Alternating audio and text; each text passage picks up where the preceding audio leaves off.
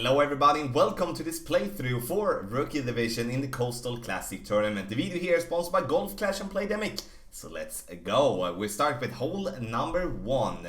10% extra for the drive, and here you use all from 0 to 3 bars of topspin depending on the wind angle, trying to bounce yourself over the rough and to just land over on the other fairway. I normally express myself in the way that I want you to get as close to the top rough as possible or something like that, but that doesn't apply here. Here we just want to bounce the ball over to the fairway and to be somewhere on the fairway for an easier second shot. Play with a power 1 ball, as you would need a little bit more distance for the second shot than you do need with your drive. If you do have a quarterback level 7+, I would suggest you to use the quarterback instead for a better accuracy, better ball guideline, and in that way you can prevent yourself from going into the rough if you hit the ball great. So the quarterback is going to be a very valuable club, and it's going to be suggested in many of the holes here. Even though I'm not playing with it, it's going to be suggested as basically like a safety club for this playthrough, but also for this tournament. Second shot, we want to play with the Viper or with the Sniper.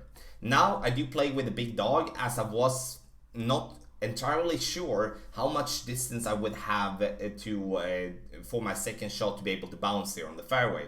With the big dog, we do have 10 yards more than what we do have on a Viper and on a Sniper, even if we do have the Viper and the Sniper in a high level. So if you are having a very low Viper, very low level Viper, or a very low level Sniper, then the big dog could actually be the better option there. The thing is that we do want to do is to bounce over the rough and the sand and approach the pin. This is going to be a possibility to get an albatross, obviously, but it's not going to be an albatross that's going to be very common for players playing hole number 1. Going over to hole number 2, another course of the Oasis, and here we're going to play on the left side. And that is because we are getting such a better opportunity from the left side than we would be getting playing over to the right. Here the quarterback would have been a perfect club once again, but I'm playing with extra mile. 2 bars of topspin and as much side spin to the right possible, and we're going to over adjust this shot with 10%. Very important that you do get the elevation adjustment correct, and if you do not understand what I mean with elevation, then check out the video how to adjust for elevation here on the YouTube channel. We take our shot and we get the ball to bounce on the fairway, and the side spin will kick the ball into the right, and we do, as I said from the beginning, we do want to use 2 bars of topspin, not more than that, as we otherwise will then roll too long. Before I take my second shot, you can find more content for the Coastal Classic, but also for other tours in the game if you go to golfclashtommy.com. Also visit patreon.com/golfclashtommy to get the text guides for the Coastal Classic, but you might also want to get personalized text guides for a specific tour, or you might want to have a training session and learn how to adjust for elevation or wind. Everything you can find in the video description down below. Our opponent gets there to the top of the green and the ball falls down, so it's very forgiving if you miss on the left side. So if you feel uncomfortable with the rough and with the sand on the right, then make sure that you give yourself enough space on the left, so you are going to have a very short wedge towards the pin. Now playing with 3 bars of backspin here and as much side spin to the right possible. Reason being that I'm playing with side spin to the right is because I want to put myself away from aiming as close to the rough as possible on the right. The 3 bars of backspin is going to help me to get the ball to stop, especially now when I do have a little bit of tailwind. Last but not least about the second shot is that we're going to play 10% extra there as well. So you will have to add that, otherwise you're not going to hit the spot that you're aiming for. And we're coming in here very nicely and getting ourselves very close for an eagle. Hole number 3 is the toughest par 3 to make an hole-in-one on in the entire game. Here we do want to over adjust the first shot 30% from the front tee. The elevation here is going to be different from first, second and third tee, where you play the same from second and third, and you're gonna play slightly different from the first. We're going to aim for the fairway that is just furthest down there by the green. We're going to use as much side spin to the left combined with as much backspin with the Guardian. And the Guardian you can see is in level 2, which is, you know, an okay level to use the club because we do need the backspin. And then we're going to go with around half a ball of curl, so we're going to get the ball in here, making ourselves a very easy birdie. So I'm basically thinking away the hole-in-one from the start, as I do not feel that there is a line to making a hole-in-one on hole number 3, which is a pretty boring, but I would say that you will see way more pars on that one due to the elevation adjustment that we need to make than hole-in-ones. Hole number 4, here I'm going to lay up with a basic ball. There is a way to get to the green directly here by using a club with a lot of curl, combined with power 3 ball, combined with a little bit of topspin. It's going to be a very aggressive and a tough line, but I might going to show that in the playthrough once tournament starts, if the wind allows us to do a shot like that. But in this scenario, I'm going to show you an example here where I lay up with a basic ball, giving myself still a decent chance making an eagle from distance. 10% extra for the drive is going to be followed up by 15% for the second shot. This is also a course of the Porthello Cove, which you can find on tour number 5 at the moment. That might be changed further down the road. But at the moment when the Coastal Classic is played, you can find the Porthello Cove on tour number 5, which is very valuable for you if you go in and practice them. Those holes has only been on tour 12 before, and there could be a very it could be a lot of advantage for you if you give yourself some practice. Our opponent's going to try to bounce with a Kingmaker over to the other side, and the 1 year anniversary ball is stat-wise like a Kingmaker. But then it's very easy to, you know, you're not getting much into the right because you cannot use that much curl. Then you're gonna get into the rough or into the sand instead. And here you can see we have a straight tailwind here, so with a perfect shot we are going to have a very good chance making an eagle from distance. 1 to 3 bars of backspin, whatever you feel comfortable with.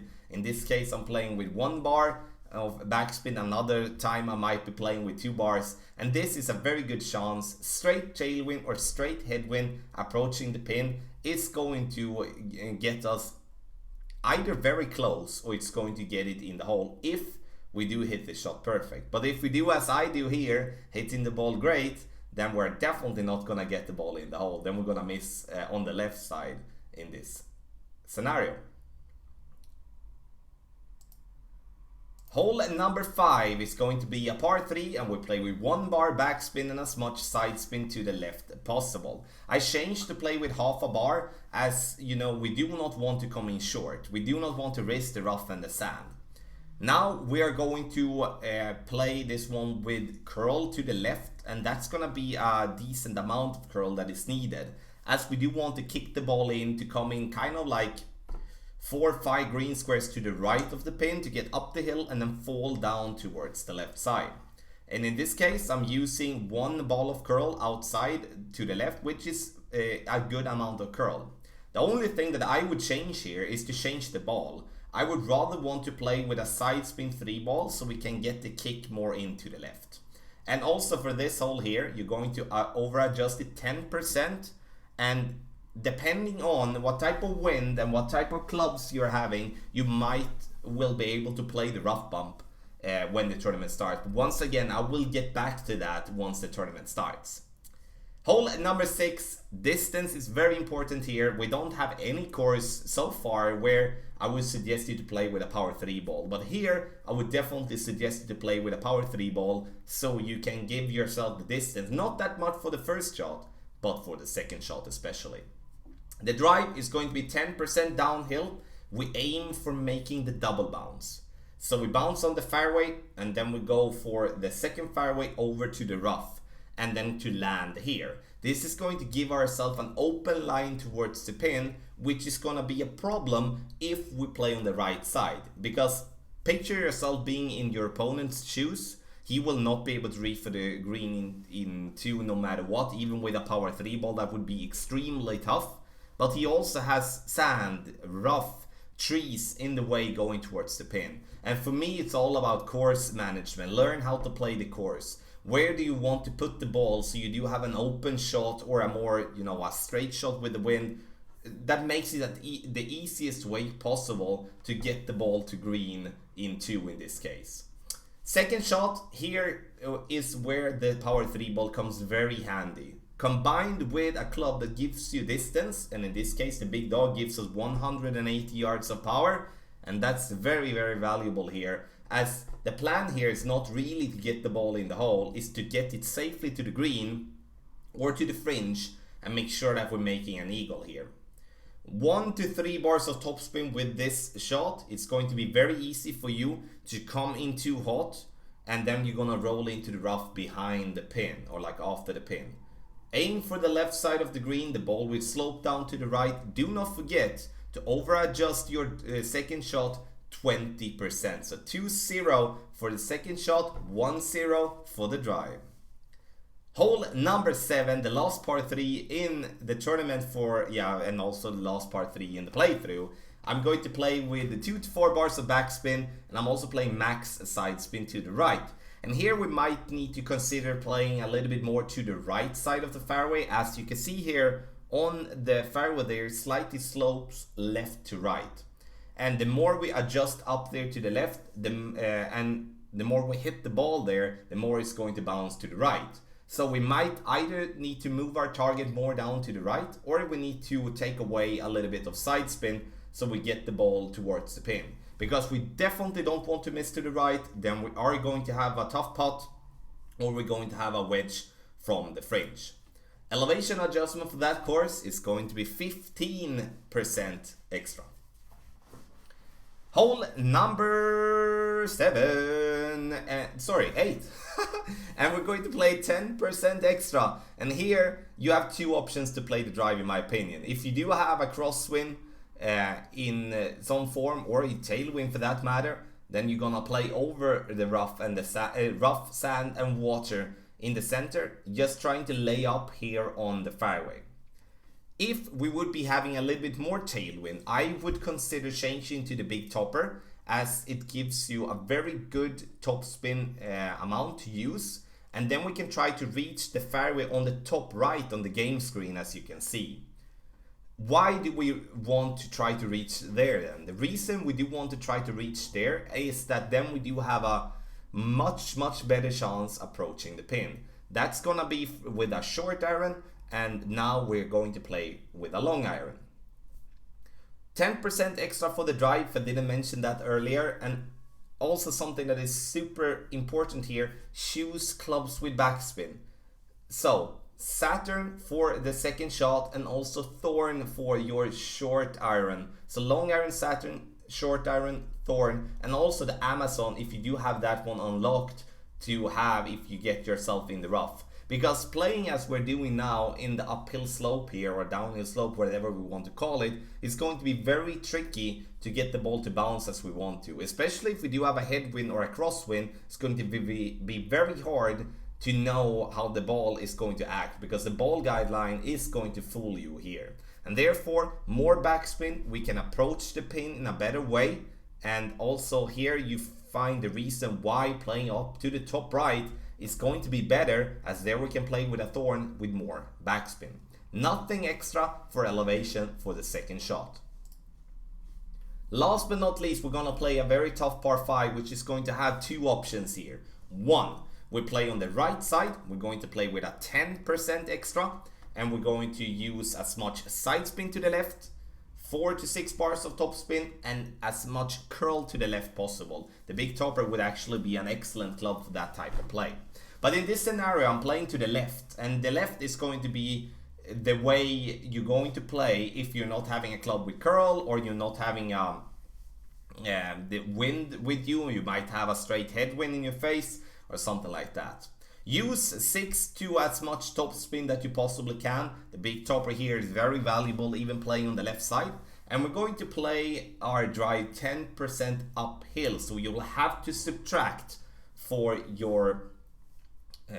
your adjustment on the left side, because we're playing that one directly up the hill there. When it comes to the second shot playing from the right side here, now our opponent tried and went into the rough or into the sand. Now he cannot reach for the green in 2. That's not even possible. So, but if you're going to reach over to the fairway and you have the second shot, you will have to over adjust 5%. Very important, 5% on the right side. But now when we're going to play on the left side, it's going to be completely different. Look how much downhill this one is. Playing from a higher point to a lower point, and here we will have to over adjust it 40%. 40. That's a lot, but it's very, very important. Otherwise you will most likely, with this type of wind, even get into the rough on the left, and then you all of a sudden gonna struggle with the eagle. 2 to 4 bars of topspin depending on the distance of your drive, and then we're aiming directly at the pin and trying to get the ball to be as close as possible. I'm not really looking for the eagle here. I'm not looking for the albatross here, but just want to secure the eagle, as playing over to the left side is going to be super tough to get even close towards the pin. So, ladies and gentlemen, this was the playthrough for Rookie Division with various type of wind. So this is videos from regular tour play, and I'm going to update with a new playthrough for Rookie Division once the tournament starts and we know the win. Then, of course, we're going to be able to pinpoint more with the direct adjustments such. If you do want to get the text guides for the Coastal Classic Tournament, then you sign up on patreon.com/golfclashtommy. The package you're looking for is the ultimate text guide package. Also, more content for the Coastal Classic can be found on golfclashtommy.com, and links you can find in the video description down below. Timestamps to easily navigate in this video. If you don't want to watch hole number 1 or hole number 3 or whatever, then you can skip and go to whatever hole you like by clicking at the timestamps in the video description down below as well. Last but not least, if you like the video, take your time, hit thumbs up. Video sponsored by Golf Clash and Playdemic. Good luck in the Coastal Classic Tournament.